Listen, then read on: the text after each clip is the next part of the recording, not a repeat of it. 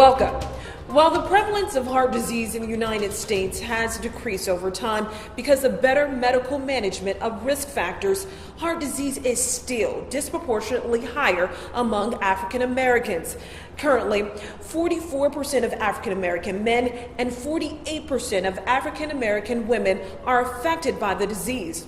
Many doctors believe social, environmental, and genetic factors play a role in heart disease among African Americans, and they are now turning towards pharmacogenomics research and genetic testing to help prescribe you a safer and more effective medication tailored to your own DNA profile.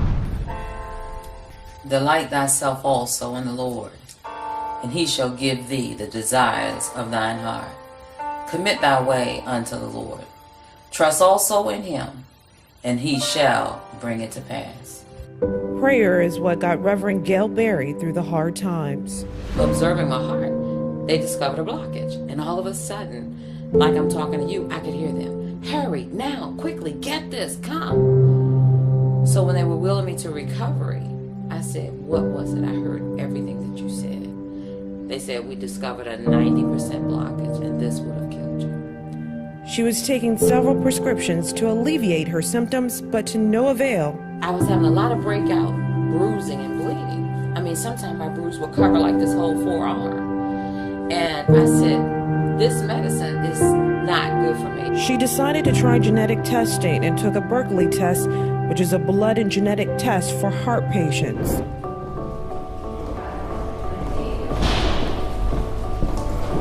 Pharmacogenetics is the study of how our genes are affected by the pharmacology or the drugs that we use. With a small blood or saliva sample from you, your doctor can then determine the most effective medication, dosage, and possible side effects for treatment.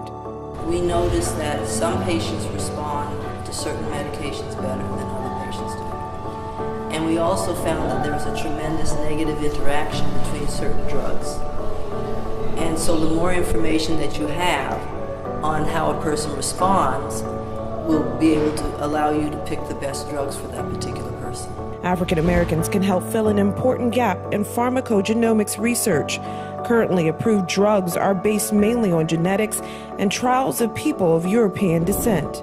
African Americans traditionally have not been in any of the trials on anything when it comes to Alzheimer's, when it comes to heart disease, and if we're not going to be in the trials of new drugs that are coming on board, then we only have to speculate that they may respond when they may not. Like Reverend Berry, who is doing much better after genetic testing. I have heart disease, and so does my sister. So we know that there is definitely a correlation to genetics in this disease. Knowing the genetics, I think, is a very good precursor when you hit brick walls through the traditional ways. While the potential benefits are striking, this technology is not a guarantee of complete resolution of issues related to cardiovascular medication and treatment.